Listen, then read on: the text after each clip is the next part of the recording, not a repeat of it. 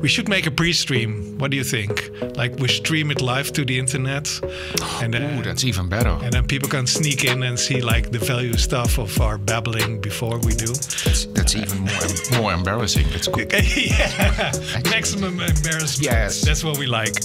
Okay, so I'm going to talk to you because Ron already read this, and this is the introduction to this podcast. Because this is Just a Model, the podcast on the interstitial of making beauty, design, the nerdy and the wonderful. I'm Peet Sneekes, kinetic thinker and holistic innovator, and I'm joined by Ron Kersic, traditional tech architect and Rubergian storytelling. Oh man, let's dive into that a little bit later. In this podcast, we'll be investigating stories with a relentless curiosity and honesty, so we can learn the underlying, the interstitial, the unintended ramification. If you experience value from this podcast, like information, entertainment, like a good dad joke, then please return that value through your time, talent, and treasure. And you can see it on the website, which is itsjustamodel.com for more information on that. And we're just building this, right? So this is the first really first episode. So I guess. But the counting starts at 0. Yeah, so it's So let me put all my devices on focus because I forgot. So Ron, what are we talking about as the first? Because that it is not the time to build. It isn't, right? Yeah, we built everything that could be built. Everything is finished, which is a delight. I think it's a delightful state of being with one disadvantage for my personal career, which is I'm out of work now because I make new things and I invent the things that are not there. And apparently we're just finishing up. Well, or we building on a foundation that's now laid out. And that's a bit my interpretation. So my great mental model in this one, which I hijacked it from Benedict Evans, link in show notes. Link in the show notes. Yeah, and he has this great, metaphor, little story about the car industry. Right. So the first 50 years, the car industry was all about the car companies, right? Ford, General Motors, that kind of stuff. Yeah, Chevrolet. Yeah, and that's but at a certain point, cars was an industry, and the car industry could make cars at a massive scale. Yeah. Right after Second World War, right? And pretty much anyone, to a certain degree, in the United States and later on the Western world, could get a car. And it was also changing. There were a lot of things changing, right? Yeah. The tires, the suspension, the engine, most of all. Yeah, but at a certain point, let's say in the 1950s, 1960s, you approach this it's good enough kind of thing, right? And the whole model year thing was invented to keep people buying new cars, right? You had the 54 model. That was invented. Yeah. There is this great company, Studebaker, right, from the 1920s, 1930s. They had this one model, and it actually had a run of almost 25 years. Oh, okay. That was the car they sold, and it was there for like 25 years. It's also the Beetle, right? The Volkswagen Beetle is also it had a really long run from the 50s to the 80s, I think. Some various shapes and forms and updates, but it's But I think, and of course, what you then see, you see companies, paradigms, enterprises being built up on what a car can do. Yeah. One great example is Walmart, the retailer. Yeah. The massive retailer. Yeah. With the big box stores outside of city centers, because where could you build such a big building? And a lot of parking space, because that's I think there was more parking space than actually building, or no? Yeah, but maybe. Yeah, but might be. Yeah. But you needed the car to both stock those massive stores, and you needed cars for people actually to travel to those stores once every, a week or 2 weeks. Yeah. So you could say that Walmart is built on the car industry. Yeah. It's not a car company, No. And I'm pretty sure that at no point in the history of Walmart that the board of Walmart had car questions, as in, we need to update our strategy. Get me Detroit on the phone. Right. Right. And I think in digital, and when we said it's time to build, I was thinking about the whole digital sphere. Yeah. I think we're in the same space. Take Netflix, for instance. I mean, for a long time, Netflix was a tech company. And I know for a fact, because when I still went to tech conferences, I made a point to actually visit the talks by the Netflix people. Because they were amazing. The people were amazing, the talks were amazing, the tech were amazing. It's like high production, or did they actually say smart things that were groundbreaking? That's the one. Okay. Pragmatic and groundbreaking. I can still remember the very first time I saw a talk with from a Netflix guy who was responsible for later on the API platform, and I can sitting there with my then colleague and still friend, Henk. If you're listening, this one is to you. Hi, Henk. Henk. And I was sitting there and I was really quiet. And before that talk, I thought what we were doing was rather, cutting edge and amazing. And we were on top of the world. Yeah. And I said, really, almost, it was a humbling experience. We're not there yet. That was Netflix. I'm pretty sure now that Netflix doesn't have tech questions to answer anymore. Right. All the questions Netflix needs to answer are Hollywood questions. So they're just Los Angeles. They're optimizing basically, but they're indeed they're building on a foundation. Yeah. I mean, once upon a time, streaming was difficult. Yeah. Right, and you need to. I mean, you actually needed to change the operating system to make streaming happening on the servers you had in your data center. It's that kind. Well, even lower, we had to decode like video streams, which takes different chips. Yeah, and having dedicated CDNs that you put in right. So it's I mean, a massive technology. Content distribution as networks. Networks. Yeah. I apologize for the acronym. No worries. I'm still recovering from my previous life as a programmer. No, I mean, so this is a massive technology build out, right? Yeah. And you would hire for the highest talented, by whatever measure, software people. Right. But I mean, Disney, they actually bought their streaming technology to start Disney Plus. Yeah, that's true. Yeah. And I'm pretty sure that every challenge, every question the leadership of Netflix has are not Silicon Valley questions anymore, but Los Angeles question or Hollywood question. Yeah. There is a reason why the guy of content, Ted, with a difficult surname, Serrantos, I believe, is now the co-CEO and not the founder and tech wizard, Reed Hastings. And Reed Hastings was a tech wizard. I actually used his debugger way before he became famous with Netflix. So go figure, right? Yeah. And I think that's the pattern. Technology is here. Technology is built out. And all the new things that you're going to create is on top of that, instead of changing the arc or the direction of technology. So I got two questions, because it sounds like you are talking about that the things being invented are becoming commodity. Right? And a commodity to me is something we agree upon that is useful, and we like to make other things also in the same shape and the same behavior. Yeah. We are delighted by it being there, so we can indeed build up on it. And it's not just software, or hardware like in Ford.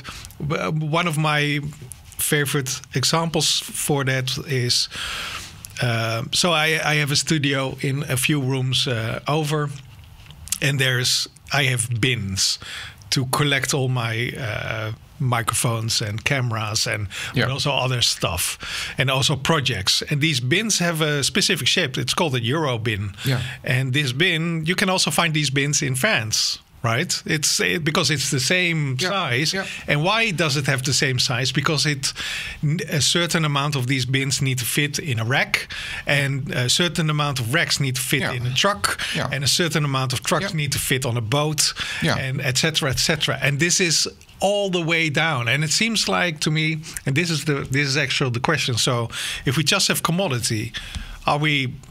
Two ways. Aren't we just limited by the bias of us knowing these commodities? And the other way is, how can we break this? How can we think around like let's say, doubt the usefulness of the commodities that we have right now.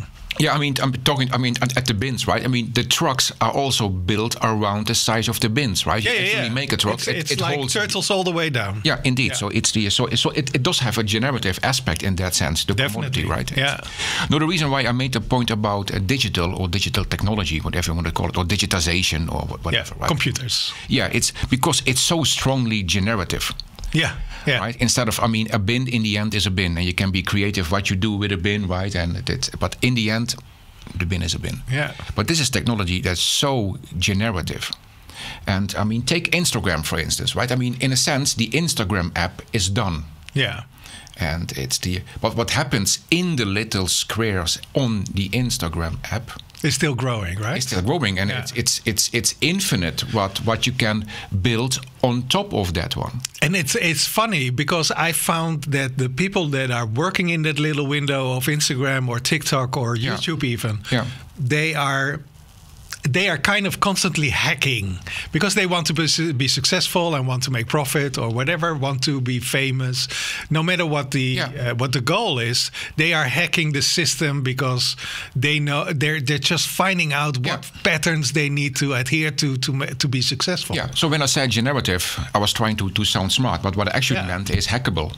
Yeah, exactly. That's it. But it's not hackable, right? Because they're not built to be hackable. They're not built to be hackable. But they are. And that's my point. It's inherently hackable. Yeah. Whether or not you want or see it or condone it. Yeah. I don't care. This technology is inherently generative. Hackable, programmable, malleable. Yeah. Right? And you can invite for that behavior. Or you can stop. You just say, stop, I forbid it. Yeah. Happens anyway. Always. Yeah. So and that's why I think that the digital aspect is rather crucial in that one. But I mean, because we had like 4 or 5 industrial revolutions, right? I mean, we had steam power and water power and steel. Yeah. That's a mass production. And then we got arguably IT or digital or computers as a new automation, I guess. Automation. Yeah. And I wonder whether we just hit, I don't know, an asymptote here. There is nothing new after that one. Everything is digital. Everything is automatable. Yeah, so as a technology paradigm or a technology wave or whatever you want to call it, maybe there is nothing new. And from now on, everything is in that mold. But it still means you can build on top of that one, right? I mean, the whole hackable, malleable, generative aspect, that's the crucial thing. Just like with the car industry, right? I mean, what's the Walmart example equivalent in this digital context? So what I don't know actually, and what I'm also hearing from you, because you talked about the cars, right? Yeah. And you could say that building roads or improving roads for said cars was a two-way street, pun not intended. So the cars caused better roads, but better roads also caused a bigger use or more use of cars being them. And I think that might be also the case for digital. So at this moment, I feel like digital, so things with computers, things with iPads and stuff like that, they're kind of crude. They're very individual. They kind of, because of their nature, they also emphasize the individual nature of how we use it and how we own things. And I think the next step would be for digital to integrate back into our social lives. Absolutely. Or integrate back into our physical life as well. Or because there's a definite like, you can't cross the boundaries of physicality and digital, because if I shut down this little screen, it doesn't exist anymore. And somehow this isn't the case with our tangible objects, right? We have this lovely book and it's always there. And this doesn't happen still with digital services or stuff like that.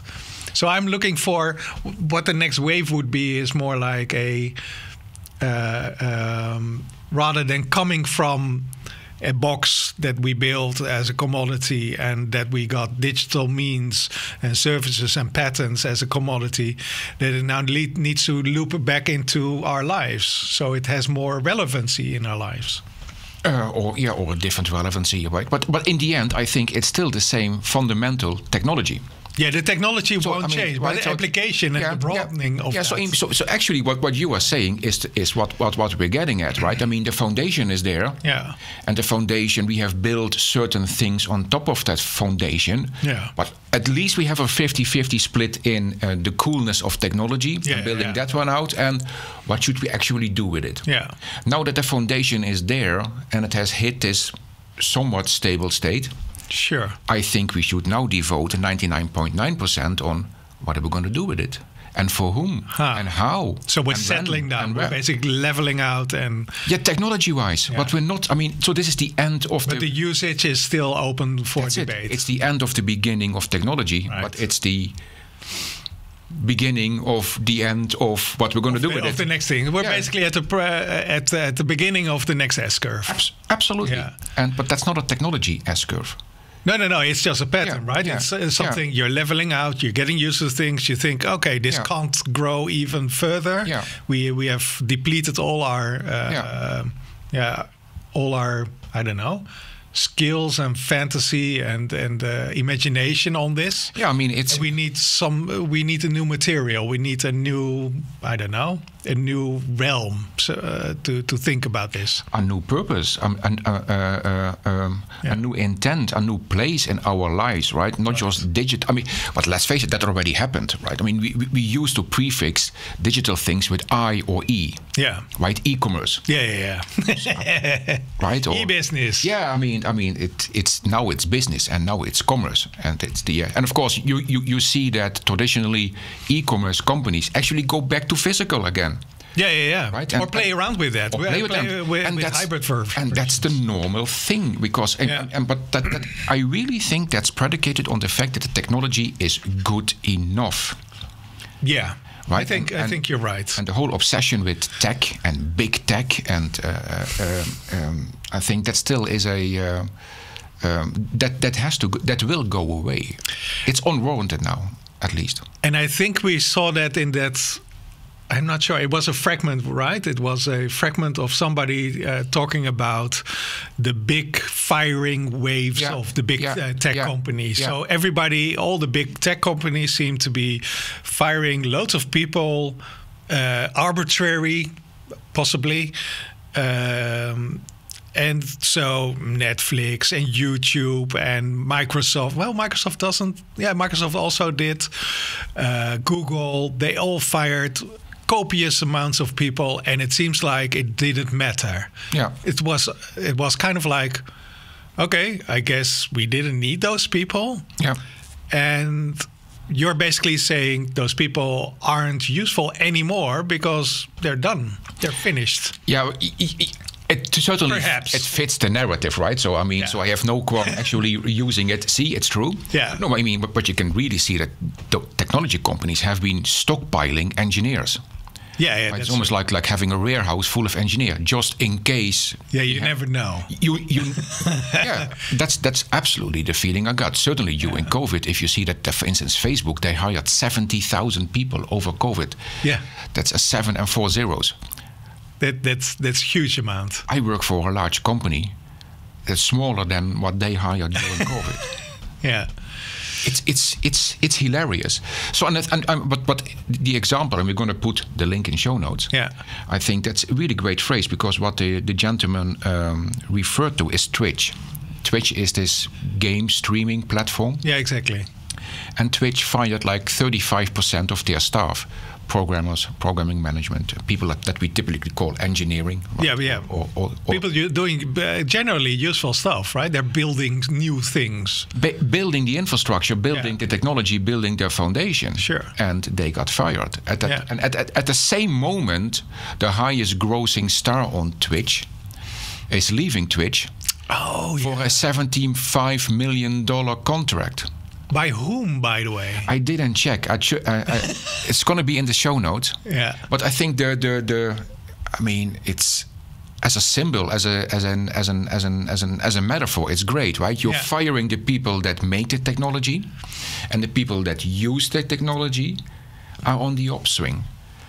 Yeah, and I think, and that's the gist. So people are saying, okay, things have settled down now, right? Because there was technology-wise, there was a big right for technology, because there was a big strife. People, the platforms were buying each other's content makers, because Twitch and YouTube, they were kind of like in battle. Yeah. There was also a different gaming streaming platform which was native to one of the console makers. Yeah. And they basically gave up, which was very interesting. But now we basically see a situation where people say, okay, so I can do things on Twitch, but I can also do it on YouTube, and I can also do it on Spotify. Yeah. It's just a platform. Indeed, it's just a platform. Yeah. And not a long time ago, the platform was your identity. And similarly, the platform now doesn't seem to be defined by the people on it. Oh, that's a nice one. And that's kind of like what I read this week somewhere, that Joe Rogan has renewed his contract with Spotify. Yeah, I didn't know. But Spotify, and he had a very nice contract, right? He had, I think, 5 years or less, 3 years perhaps. He could run his company for between $60 and $100 million, which is a huge amount of money. Yeah. And so this is ad revenue, apparently. And his new contract is even larger, like $250 million, which is kind of like the size of a mid-tier movie. Yeah. Right? And but he's not exclusive to Spotify anymore. Oh, fantastic. I didn't know. So he's also to YouTube, and he's also to all streaming partners, which is interesting, because the thing that Spotify offers to Joe is revenue that comes out of advertising. Yeah. And I think they kind of like said, well, I guess we're not a music or a podcast platform anymore. We should just show what we really are, like a company that has interest in advertising and basically builds revenue for the people on our platform, but it doesn't really matter whether or not they're on our platform. Yeah. Right? So hosting the content doesn't mean you can profit from the content creator. Yeah. And I think that's really wonderful. That's kind of quite creative, and then also an interesting seesaw moment for a lot of other producers. Yeah. Because it costs a lot of money. Yeah. Obviously. Yeah. Yeah, but there's also a lot of ad revenue to be had, apparently. Apparently, yeah. Apparently the internet is still infinite. Yeah. For ad revenue, which is quite interesting. Yeah, but I think, the platform angle is an interesting one, because I always for quite some time I thought, as a platform, right? Mm-hmm. You have two routes. You become enshittified. Yeah. Really, that you become bad pretty much for all participants. Right, rather than focusing on one wonderful experience, you're basically sucking for everybody. Yeah, or you become infrastructure, and again, that's right into the foundational aspect, right? You go way lower down in the stack, as we X-stack people say, right? More in the background. You're providing, but it's not the identity. It's not the thing anymore. Right. It's not. Joe Rogan trumps Spotify, obviously. Yeah. Apparently. Pokimane trumps Twitch. That's the... Pokimane, right. Yeah, Pokimane. Yeah. She has it's an interesting person to have as a primary content creator, because she's definitely a niche. Again, this is probably a podcast in itself, right? That nowadays a niche is a viable business. Yeah. Yeah, because they are more relevant for a specific amount of people. And that's why you can make but higher yield, I guess. Yeah, but a niche at global scale is still sizable. Yeah. A niche at local scale. I'm going to quote Benedict Evans again. Mm-hmm. Lincoln Show. Read the book, guys. Yeah. He should write a book. You can sing along. It's the no, but he often quotes a bookstore in Tokyo. Yeah. And that bookstore every week has one book to sell. on offer. Oh. It's only one book. So the whole bookstore dedicated to that one book. That's quite wonderful, because you can create like an experience around that thing, right? That works in Tokyo. Yeah. Because Tokyo, large metropolis, right? I mean, so sufficient people that have the reaction you just had. There are sufficiently people like you. I think I saw something similar in Utrecht, in in the biggest train station over there, because they have had a Harry Potter shop. Yeah. Which is a pop-up shop. No. It's a dedicated shop. Okay. It's similar to like the TikTok or the Insta shops. Yeah. Because there were huge lines and with people dressed up and stuff like that. Really interesting. Yeah. But that Tokyo bookshop for sure is a niche. It appeals to a certain type of person. Yeah. And Tokyo is a large city. I mean, that's still a small percentage of the overall population, but the overall population is so large, so you can actually have a sustainable bookshop, apparently based on this. If I would do it in the little village I live, probably not. Yeah.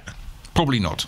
No. I could do it as a pop-up thing for a couple of weeks. That's why I made a pop-up. Yeah, you need to, rather than a niche public, you need to address like a broad public. And like IJskuipje. Indeed. But or Hutspot. but being a niche, and that's back to the content thing, right? I mean, just not only finding 1,000 fans, but 100 fans is actually viable. You can make a life of. Sounds a bit transactional, but you can have a life with 100 dedicated fans from the 5 billion people that are connected to the internet. Yeah, and that's kind of also the model that one of my favorite podcasters, apparently also the first podcaster, which is Adam Curry. Yeah, and he's defined something called the value for value model, which we also talk about in the start of the podcast, and it's basically, so imagine you going to the movies, right? It costs some money, like 12 to 15 euros to get a seat, and you buy some popcorn and you get a drink and you have a lot of fun for about like 2.5 hours. But instead, you're listening to us. So I guess this is comparable, right? Yeah. You have similar experiences of, hey, I really want to stick around. I'm interested what's happening over here. Yeah. So why not give that value to us? And it doesn't have to be like the entire thing, but what you think it's worth. Yeah. So if you can afford like 2 euros, that's okay. That's fine. It's apparently the value that you derive from us. Yeah. But if you think 1,200 euros worth because I got this epiphany from this one sentence you just said, that would be really great, right? And why not give that value if you can afford it, of course? Yeah. And I really like that model because it kind of hooks into the thing that you say that you call niche. Perhaps it's not niche, perhaps it's focused value, right? Yeah. You're able to, and similar to the little shop. Yeah. The little shop says, no, we're going to make like the entire experience for these people. Yeah, maybe niche is a pre-digital term, right? A niche was a niche because, but now on top of the digital foundation, the nicheness is not the character anymore. Right. The value-added thing is. And that's the shift. So when we started, right? Stop building. We're done building. Yeah. It's stop building technology. Right. Start creating content, value. Start discovering what value is, for whom, where, how. Because on top of that technology. Because that is kind of like the undiscovered country. Literally. Because in the previous times, they wanted to stop all the hacking, if you will. They created the formats based on the statistics, and they said, okay, this is what you can do on our platforms. And rather than doing that, they basically say, well, we recognize that we are infrastructure, so why not use it as such and go wild, discover this, go find where you are most fruitful or the most valuable. Yeah, absolutely. That's interesting. And so does this to you or this person, would this go to just making content, or is this like depending on the service that is provided? Well, we still have car companies. True. We still have Walmart. Yeah. Walmart does significantly better than any car company. Yeah. Maybe excluding Ferrari, but they are special. Sure. Yeah. But so do you think, for example... I mean, so culturally, what I mean with this, right? So culturally, for the past, let's say, 30 years, let's take the World Wide Web as a starting point of counting here. We had this fascination, adoration, almost fetishization about tech. Tech people and tech leaders, right? And Indeed. And I think that's so tech won't go away, and people still will have a job in tech. Just like people design cars, make cars, and produce cars. Exactly. I don't think it will be in the cultural limelight the way it has been. Right. So rather than being a demigod because you know a lot of tech, or you are I'm an engineer, you're associated with such, it will be similar to somebody building the roads, or somebody creating like large warehouses, for instance. It's still it's the job, it's respectable, but it's not in the cultural limelight or put on a pedestal, right, that we have seen. So we're waiting for the next turtle, if you will, right? The thing that is being built on these platforms. Absolutely. I think that's much more interesting than the tech and the platforms themselves. And that's coming from a programmer and somebody who devoted 10 years of his lives on understanding platforms. I've seen that myself. So quite early I moved on from software because it kind of was boring to me, because it was limited. Right. It grew too slowly for me, and I was too annoyed by the behavior of it. It being constantly in legacy. It was constantly, okay, this is what we thought of like 2 years ago, and now we can finally build it, and it became useless from the moment we thought of it. And I'm still looking for the wonderment and kind of like countercultural to things becoming commodity. I think it would be wonderful if the things that we have now, that we finally are able to make it specific, make it precise, make it really make us smile. Because, so for example, banking apps, they're really boring. They're not just boring, but they're kind of like dissuading people from using it, if it weren't the case that they really are dependent on it, right? There's a dependency, and but they have like the capacity, and these companies might have the capacity to think of it as a wonderful engagement platform for them to strengthen the bonds of family, for example. I don't know. And there is nothing in a technology that would stop you from doing that. Right. But what it takes is stopping focus on the technology. Exactly. That's it. So that's what we're saying. We're done building basically the infrastructure, and now we need different people also to think about how we can not build infrastructure anymore, but let's say experiences, or I don't know how we should call it. I would call it experiences. I'm quite into the experience aspect of things. Yeah, that's interesting. So we're in a settling period, I guess, because of all the firings, and people think, okay, we're kind of done over here. So what kind of things should these people learn right now? These builders, the people that have been, I don't know, being discarded at this moment. I don't know all of them, and I really don't know why the whole names. We want names. We want names, and we want Susan. What should Susan do? It's indeed, and we want to have the incriminating memo, right? That outlines the evil master plan behind this. It's so software engineering will still be there. Will software engineering at one of the FANG companies, right? I mean the big ones. Will that be the way it was as almost the North Star, the thing to aspire to, the culture of crab legs on Wednesday and free yoga every morning at 11, which is fluff always, of course, right? Because I'm looking for a job at the moment, and I see once in a while like digital agencies saying, oh, we have a foosball table, and we have I don't know, fancy Friday or whatever kind of thing. And I think, dude, that's not the value that we're looking for. No, I mean, it never was. It's kind of like the frills around the real thing. Yeah. And if the real thing isn't really interesting, but it's a cultural expression, right? It's a way of how things are celebrated. I mean, at one hand you can see it as theater.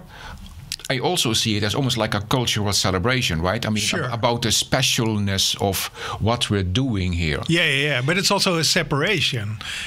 We're doing the work, and after that work, we do like the cute stuff with the bear corner and the foosball table and the karaoke Friday. But it's a cultural expression. It is, so.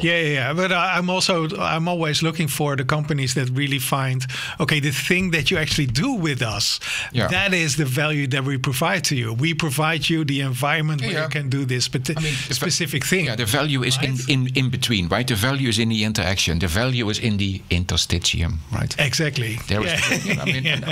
Of course, yes, and of course we're somewhat preaching to our book here.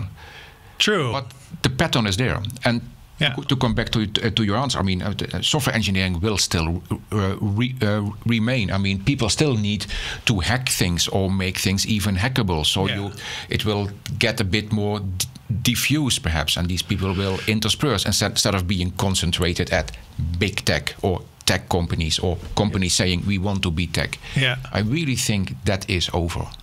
I think you're right. I think at least we see the patterns that basically dictate that, or predicate that. But it's also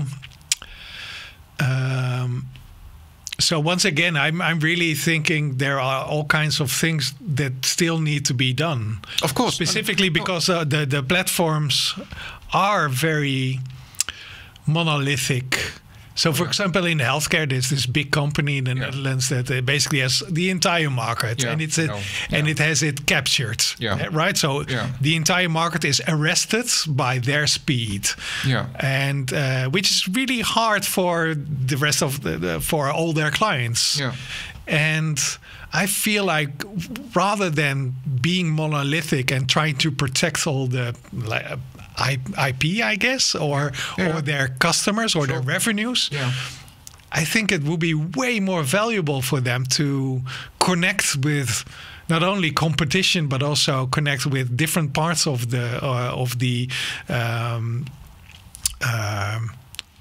constellation of parties that might be interested in working with their data, working with their services.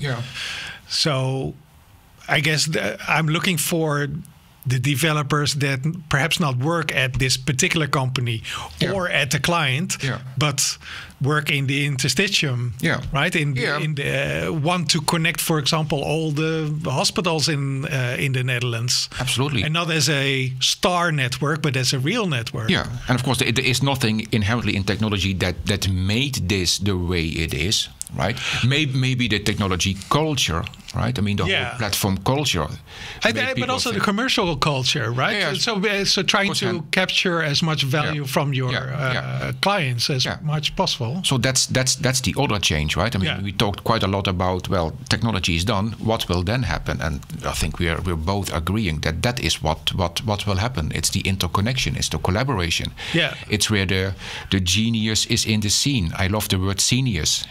It's from Brian Eno, right? That is of course it is. Of course, yes. That's it. Of course it is. Brian Eno is such an inspiration. He is for a music producer. Yeah. And of course he isn't a music producer. Brian Eno is Brian Eno. He's an artist. Yeah, he's literally pure sang. Yeah. I said literally what I meant, pure sang. Yeah. Capital A. And I think so. I watched a couple of his interviews. And I was really interested by how the things that he made was quite dictated about the situation he found himself into. Yeah. So, for example, he made very loud and discombobulating music in the period that he was in a very calm phase of his life. Yeah. Right? It was a counter signal. And similarly, when he lived in, for example, New York, in one of the crossroads of New York, which was very loud, he made his very quiet and very introverted albums as well. And I really like the way of his thinking. It created itself rather than he feeling like he's really the builder of it. Right? Yeah. He's more of the conduit rather than the builder. Yeah, but indeed, so the genius, right, where the genius is in the scene, and I think that's inherently, if you have a technology that is so generative, so hackable, so malleable as anything digital. This is almost a given that this will happen. So once we allow us to see it actually happen. And if you look at regulators, oddly enough, without expressing it in the way we are expressing it, you see the tendency. You see things opening up, things breaking up, things you taking agency over what is yours without it being beholden to a platform or whatever. Definitely. I see specifically so there's in the financial world, there's this thing called PSD2. I was about to mention that one. And we'll put a link in there, but in a nutshell, is basically rather than you being customer at one bank, you can also see only the things in that bank. You can also say, okay, I really want to see like the overview. So, and that means there needs to be a sharing of data. Yeah.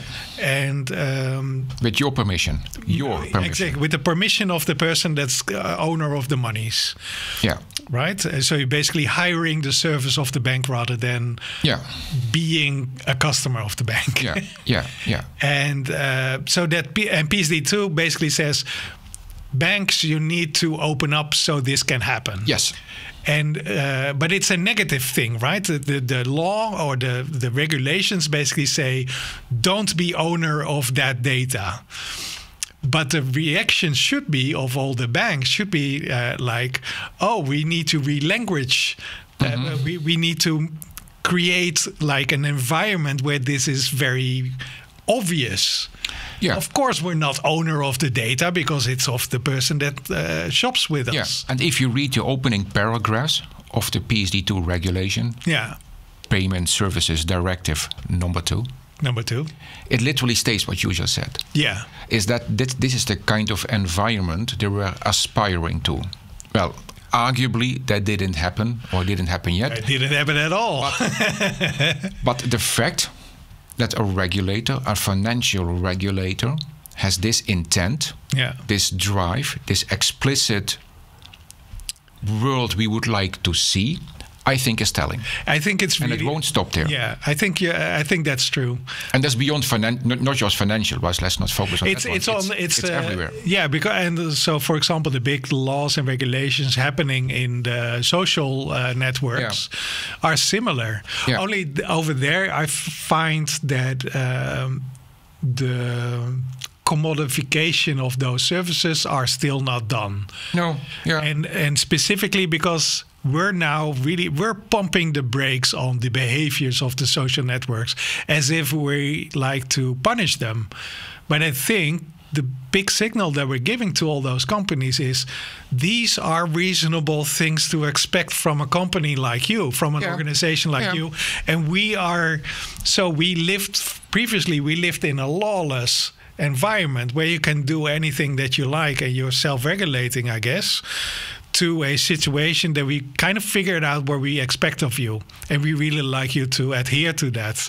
And I think rather than, for example, Facebook disappearing from the face of Europe, I think they perhaps are tempted to not adhere to the law, but act to the spirit of the law, right? So instead of acting like this is a situation where everybody suffers the wheels of Facebook, basically they change into no, we're the friend. We're going back to being the friend of our customers, of our inhabitants, of the people that we derive value from. But if this is going to happen, I'm not sure. I really don't know. No, me neither. But I find it telling that this is happening from a regular, because there is also this concept called the Overton window. Yeah. Know that one? No. Okay, so it's the Overton window. Yeah, that'll link. And that's the You're making the links, right? Because I have to make the links. Because I keep mentioning them. Okay. And that's a window. That's where acceptable policies can be made. Right. So, and that window shifts over time. So what wasn't a policy that would have been outside of the window, so unacceptable for society, business, individuals, over time can become acceptable. So, So it is an aesthetic window. So a certain regulation, policy that didn't make sense, actually makes sense now, or vice versa. That used to make sense doesn't make sense at now. So I tend to see, and of course, why do windows shift? Well, because that's almost the cultural aspect. That is our shifting acceptance of what's right and wrong, what should be done and should not be done. The way you just articulate the expectation of a social platform, that's a change in expectation of how they should behave because of their changing role in society and our individual lives. They are not so positive behavior at times, but it's changing, right? So the acceptance and the expectation of what you should do and should not do changes, and regulation is a great way to, surface that underlying change, that unspoken change. Yeah, exactly.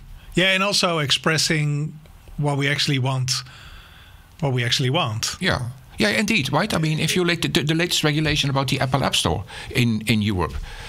For the app stores to be open, or even the possibility of a separate app store? A separate app store. Where people can... so what are the things? I think there's a commercial aspect that you don't really need to pay Apple that much in certain cases. Yeah, that you actually have a choice on who you pay what. Yeah, exactly. And what you pay Apple for. And there is also the limitations, the quality limitations that Apple try to impose to the builders of the apps. Is that correct? Yeah, but those are still intact. Oh, those are still intact. Yeah. Okay. There's actually a provision that if you get an app from an external app store, they still need to adhere to a large subset of those design rules. Okay. And fair enough, right? Because some of those rules are certainly inspired on things being convenient, safe, secure. And so this is basically to give way to a lot of platforms that are a shop on itself. So think of Kindle, and I think what's the gaming platform, the one that runs Steam. Steam, exactly. Steam is kind of like a shop. It's a platform with a shop. Yeah, it's a marketplace, right? Exactly, and they kind of are they work disqualified by Apple because of that. Yeah, right. They said we are the shop, so if you want to distribute your goods, then you can't do that in this way. But this regulation comes into effect now, right? And now is 15 years after the launch of the App Store. Yeah, exactly. Yeah, it's quite wonderful, right? And now it happens. It's quite interesting. And that's the shift, I think. And of course, I always need to visualize things, but that's the Overton window shift. Yeah. I like that. I like that idea. But I think also whether or not this is good regulation is something else. No. That it is happening, that is telling. Yeah, but I'm also thinking two things. Both the industries kind of figured out what they like, right? So how they can derive the maximum amount of value, because that's kind of like what they want. Yeah, sure. But also that the citizens or people like us kind of like get, okay, this is a bad thing. We're getting, for example, addicted to Facebook or to Instagram or TikTok. This is not a good thing. We like companies to be not addictive. We like what we see over there. It's an entertainment platform. Yeah. But we don't like the addictive nature of it. So we're making rules at this moment for that to not happen anymore. Yeah, don't play to our addictiveness all too explicit, perhaps. Yeah, or be open and transparent about it so you can influence it, for example. The difference between Twitter and Mastodon, for example. So Mastodon is the Twitter, the open Twitter alternative, I guess. Yeah. Can we call it something like that? It's decentralized and stuff. It's decentralized, so it's not just one company. And the difference between that is Mastodon doesn't have any algorithms, or at least in default mode, it doesn't have the algorithms of things popping up that might fit your behavior, which is not the case for Twitter, which seemed to be developed or undeveloped. What's the word for? Supposedly there is an algorithm. Yeah, there is an algorithm that really plays into your weaknesses, I guess. Yeah, but very obviously nowadays. And because outrage, for example, and depression are way stronger emotions that you can play upon than happiness and delight. Yeah. And that's kind of, although, there might be some other things that we can talk about as well. And we're kind of like saying, okay, this needs to stop. We need to... we need to say to Twitter that we don't want to be. But those are also almost content questions, right? Yeah, it is. What would we like to consume? Yeah. And how? And who gets to decide? And you get again this separation between technology. Yeah. And what's being built on top of that one. So, there's this famous, I guess, memo by Mark Andreessen. Mark Andreessen is famous. He is, yeah. At least in my life. Yeah. And it's time to build. I think that was his manifesto during COVID. Yeah. And but he's very much focusing on building technology. Yeah. I think it's building content, by whatever definition of content versus technology. Yeah, I guess building the implementation on top of those structures. Yeah. Right, making actual use of the structures rather than being a customer of them. That's a fantastic one. Yeah, I think that's it. So the relationship of people with those companies and with those with those technology structures will become different. Instead of consuming, you are composing, you are creating. Yeah. Yeah, I think that's a lovely thought, and it would be really wonderful. So we can also create like the new markets, right? So if we talk about those lovely developers that might not have a job at the moment, I'm not saying we need to re-educate these people, but I certainly think the people that, for example, from our generation, we kind of like we started out in the beginning of the internet or the web at least. Yeah, the web. And because of that, we kind of like found out the medium as it developed itself. So we both built on the platforms, right? Yeah. We made sure HTTP was secure. We made sure HTML was richer with CSS and all kinds of other things. Or the photo tag even. Yeah. Or using the @ in Twitter, which was also something that was built because we saw like the opportunity to do stuff. And introduced by a user of Twitter. Yeah. Right. So Twitter has a lot of these lovely examples. And then of course it got appropriated by Twitter, and now it's a thing. They formalized it. That's a better word. But there you can already see the hackableness of a medium. Yeah. Right. Somebody just I forgot his name. Link in show notes. But he literally introduced. Let's use the @ symbol for to track tweets about Barcamp. Yeah. I think Barcamp, no idea what it is. It sounds great. He proposed that. He proposed that. There was literally a user that says to his followers, to his audience, let's use this for our purpose. No. It literally, the retweet. I saw like formal proposal of. No. It was just a pattern that somebody discovered that was useful to him. Yeah, People copied it. At a certain point, Twitter thought we better make that a formal element of the platform. Let's make people click on it and let's autocomplete, stuff like that. Retweeting. the same thing that didn't exist. Again, so I think this is a great example that this technology is inherently hackable, malleable, programmable, generative. Whether or not the original inventors thought so. Doesn't matter. It's in the technology. Other than your Eurobins. See, that's different. Well, circling back to the beginning, right? Yeah. Well, I think so. If you talk about stuff like that, I really like the time where IKEA's products were hacked, and IKEA didn't. They didn't. They weren't pleased at all.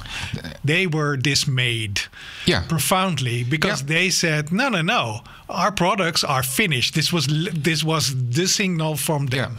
Our products are finished. You are not expected to change this product." Which is quite wonderful, because we see this also with later products, with iPhones, with all kinds of things.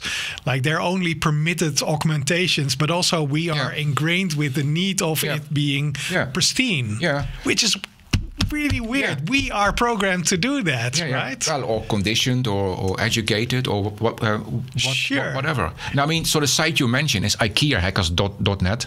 Yeah, and it was blocked, right? It was taken down because they were using the name IKEA. Right. And you cannot do that. No. And of course, IKEAhackers.net, link in show notes, is better than every incarnation of the IKEA catalog. Because it's actually people showcasing what they are doing with and to a Billy. And this is kind of also what Lego does, right? At a certain point, they said, okay, the truly wonderful builds of people, of the really imaginary people, we're going to not only formalize it, right? This is the recipe to make similar things, but also providing new building blocks. We think like the really smooth, curvy stuff is needed. You can actually see what people are doing. You can see what they are missing. So what could I provide as a technology provider to make that? So, but this empathy almost from the technology provider to your users, who of course are creators, innovators, inventors, composers in their own right. Yeah, they're collaborators basically. Absolutely. Okay. So let's make that jump now, because I think that might be the word. So rather than builders, right, really executionary, and also very much we thought of a thing and the thing is now going to be built. We're going to a world where, let's say, the developers and the creators are one big soup of collaborators with those platforms. So the platforms can also react and fulfill like the new needs of these people. No, I think the platforms are collaborating with those people. Those people. Right? I don't think that the composers or creators are collaborating with the platform. I know for sure. I think they're absolutely not. But also for just like Joe Rogan is. He's not wherever he wants. Dude, I want monies. That's the only thing. And I don't think he's collaborating with Spotify. He's using Spotify. He is actually Spotify is collaborating with him. See the inversion? You used to be on the platform. And playing to their whims, and now you are your own thing. Of course, we can't all be Joe Rogan, and the platform is playing to your whims. So, and now we're going to wrap up, because I think this is a wonderful end. So we're going to a space where the customer changes in roles. Perhaps not all customers, but let's say the liberties that a customer can have, being able to value the product in the most optimal form for them, and perhaps for a community. Indeed, that is the new thing. So, but also the relationship, it being one direction, either going from the company towards the users, or vice versa. That will change in a bi-directional thing, perhaps.